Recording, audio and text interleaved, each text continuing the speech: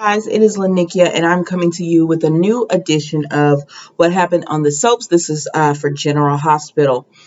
All right, y'all, let's get right into it. It was a lot of moving pieces today, but we're gonna get right. Okay, let's get into it. First, we see Jordan and Dante, and Dante is telling Rory, that's a new cop. He's telling him, go see if you can put a move on it with forensics or whatever. And Jordan was like, be nice to him. You were a rookie once and somebody was nice to you or whatever. He said, yeah, but I'm going to enjoy this right now while I can.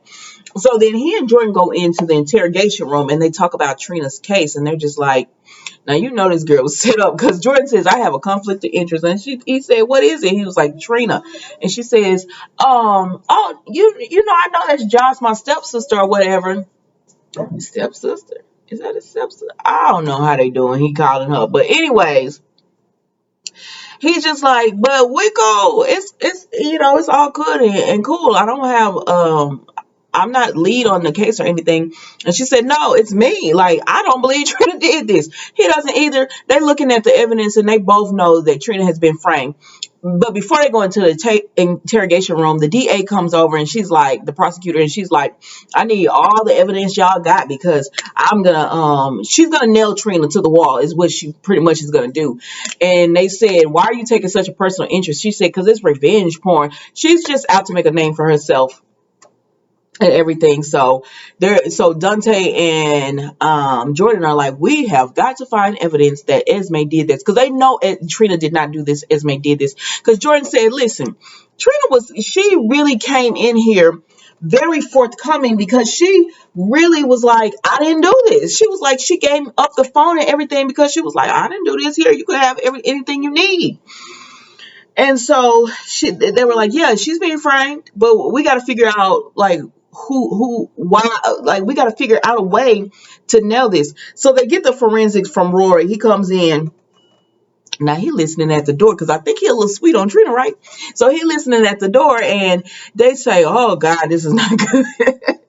So they see where a purchase came through on the phone and was from Trina's credit card. And they said, listen, this is a frame case if we've ever seen one, but they said, but for the prosecutor, the DA, it's just that is not like that's all the evidence they need. If it's pointing Trina, she's guilty. And so they're like, okay, we don't have much time. We have got to find out the evidence to nail Esme. Trina going to prison. So then Sam comes up and she's taking Dante away because he needs a break, and he was like, oh, I'm glad to see you, I need a break. And she was like, okay. And so Jordan and he are talking and they said new evidence, and Sam is like, new evidence? Now this is a conflict of interest right here because earlier Sam had been talking to Carly and Carly was pretty much like, I need you to find out what Dante know. And Sam was like, girl, I am in a new relationship. I don't want to end up like, and Carly said, no, you can say you don't want to end up like me, getting this information from Dante and stuff. And she was like, Carly eventually apologized and said, girl, I shouldn't have asked you to do that. But she was like, it's okay. I understand. You just trying to figure out about Josh and everything. But Carly says with her, she does tell Sam with her and Sonny, yes, it ended, but now it's a possibility of new stuff. But right now she is focused on Jocelyn because even though they did the report and they've gotten support, trolls will be trolls. And so anyway, so now this makes Sam ears perk up. She was like, new evidence on Trina. Oh my gosh, because she and Carly both know Trina didn't do this, and they like, we know Esme did it. So it's like everyone knows Esme did this, and they're like, but how can we, put proof to it that she actually did it? And I'm like, all these detectives around here, and y'all can't figure this out, but okay.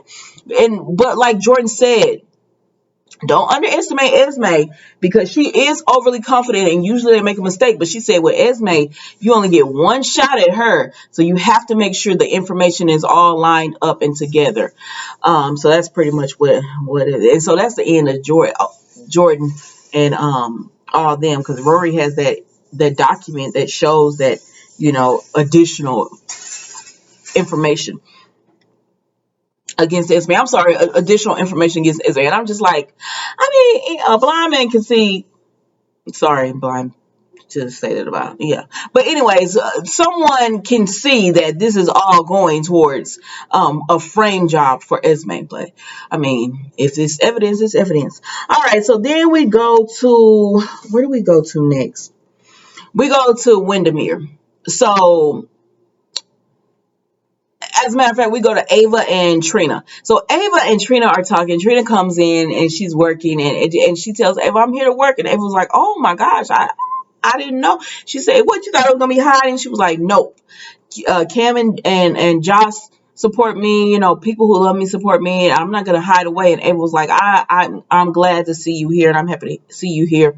And so they talk, right?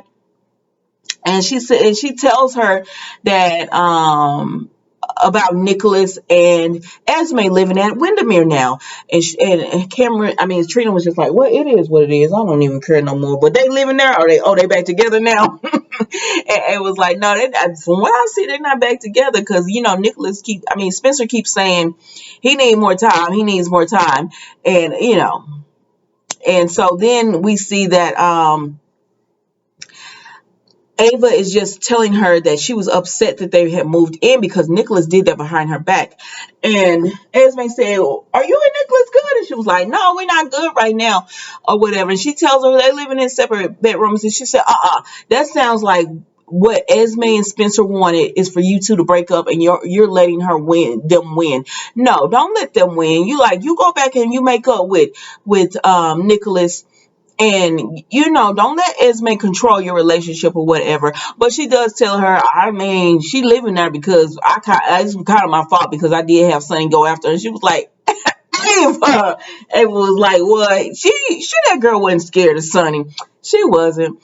But she was like, that girl wasn't scared of Sonny, but Nickolas came to her rescue and everything. She was like, oh my gosh. And she was like, well, I don't want y'all's relationship to be messed up because of me. And Ava tells her, no, no, no, no.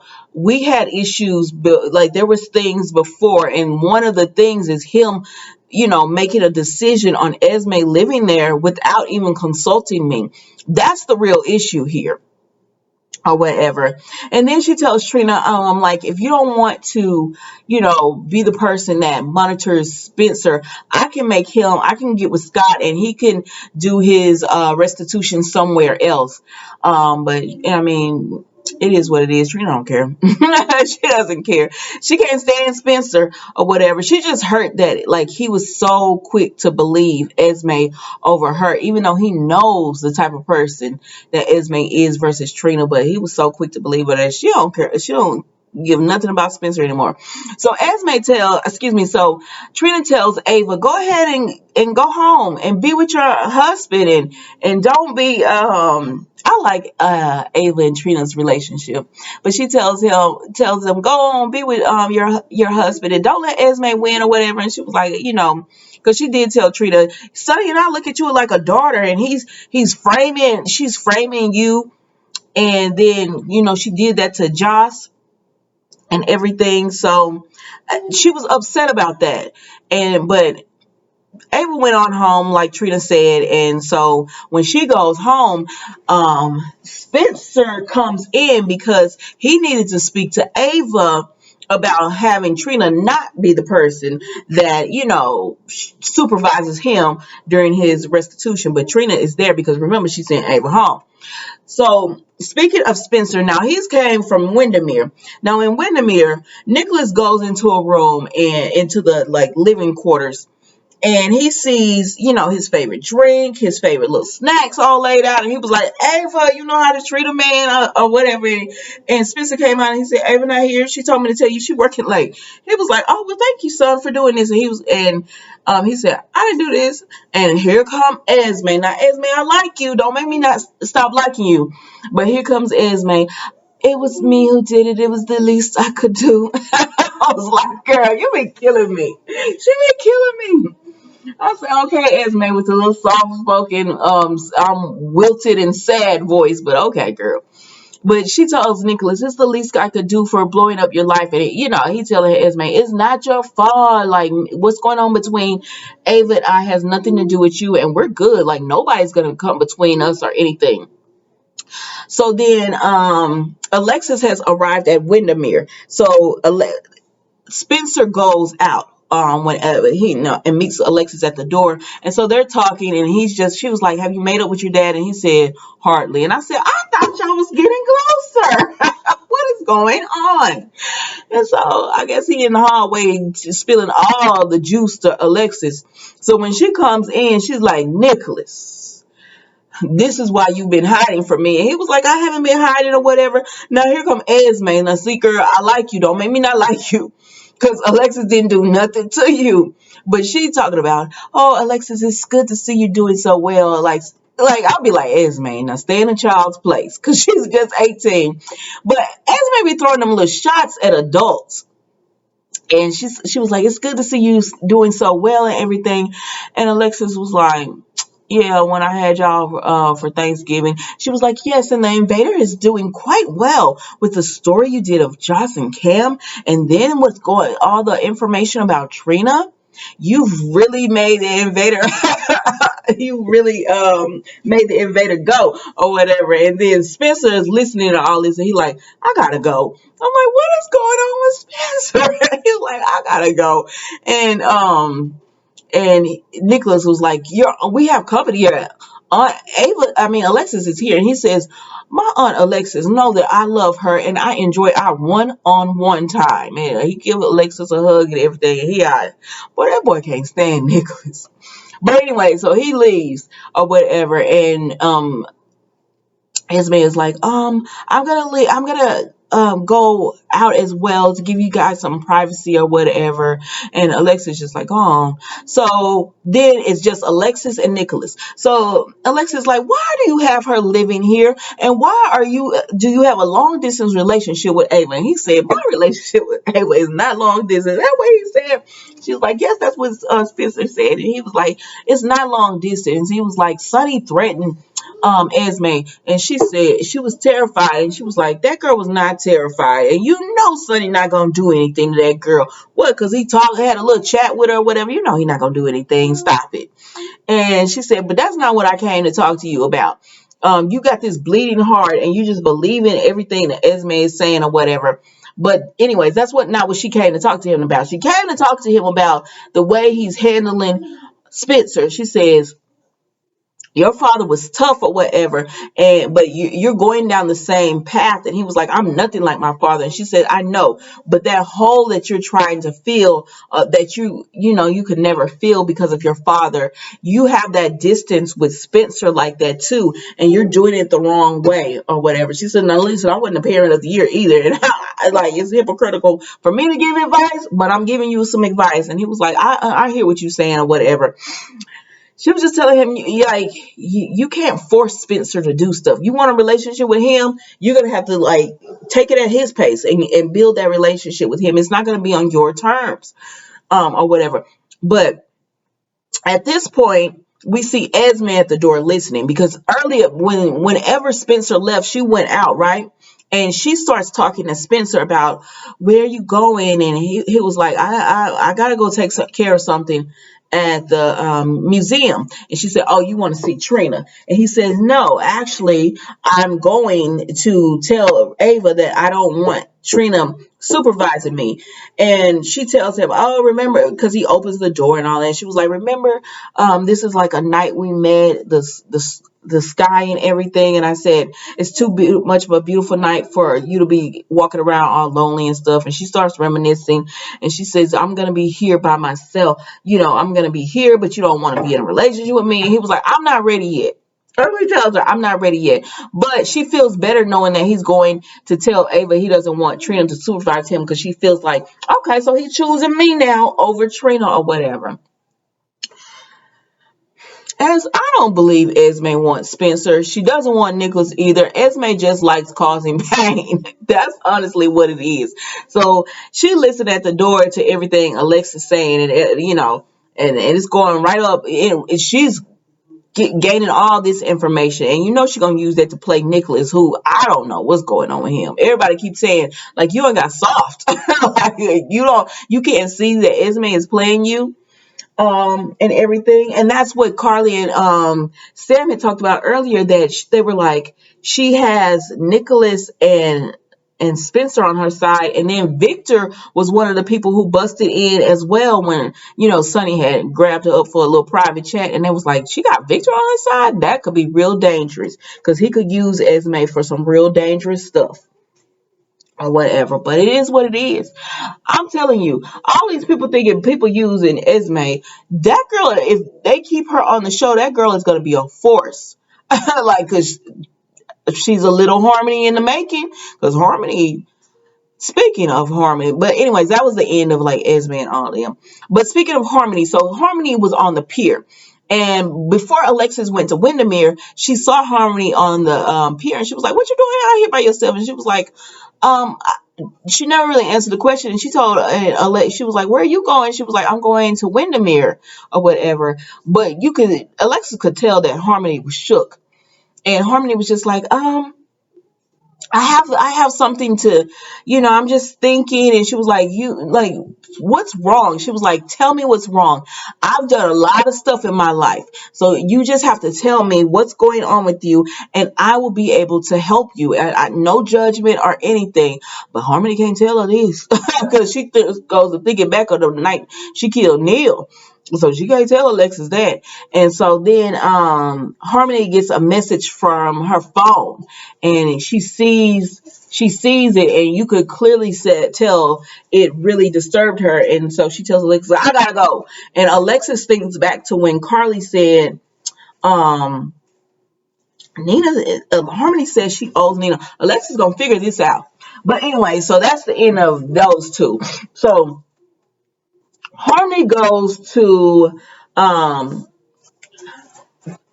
is it Metro Court? Are they at Metro Court? But anyway, she goes to Metro Court, I believe. Yes, it's Metro Court because Carly's there. And Nina, Michael, and Willow are still talking, and Brandon is in the background. So they're talking, and Nina is trying to appeal to Willow. Now, Nina, I like you, but stop trying to appeal to Willow. Like, Michael is standing right there. What are you doing?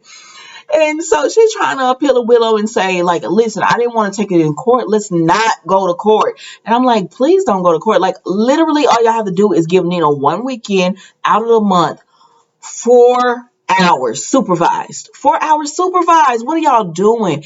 Even 6 hours, 4 to 6 hours supervised or whatever. Let it build. And then maybe a 4 hours unsupervised. Just let it build. You don't even have to give her a whole weekend, just a few hours on one day or whatever. But they don't want to give her nothing. And so they're telling her, like, Nina, you're gonna regret this. You're gonna find that Willow tells her, I side with Michael on this. We think that Wiley should have people in his life that are good for him or whatever. And so then the bartender is walking by, and Brendan says, is that woman talking to the angry couple or something like that? And he's like, is that who I think it is? He said, yes, that's Nina Reeves. And so then he says, who are the two people? And he says, that's Willow Tate and Michael Corinthos. And so he's like, oh. And then Brandon tells the bartender, take a picture and make sure you get them in there. So he took a picture for him, and he sent it to Harmony. And that's the message she got with Alexis that made her be like, I gotta go. Like, I got to get out of here. So then they're in this heated argument, Michael, Willow, and Nina. And Brandon comes up and was like, Miss Reeves, and she was like, sorry, can't you say? He was like, this is a lucky day. And she was like, I'm sorry, in a minute conversation. He was like, no, it's your lucky day or whatever. And Nina was like, what you want? And he tells them, he was like, oh my gosh, Michael, Willow, I have a proposition. They say, it sounds like you're selling something. And he says, yes, I am. And he's telling them about his company and everything.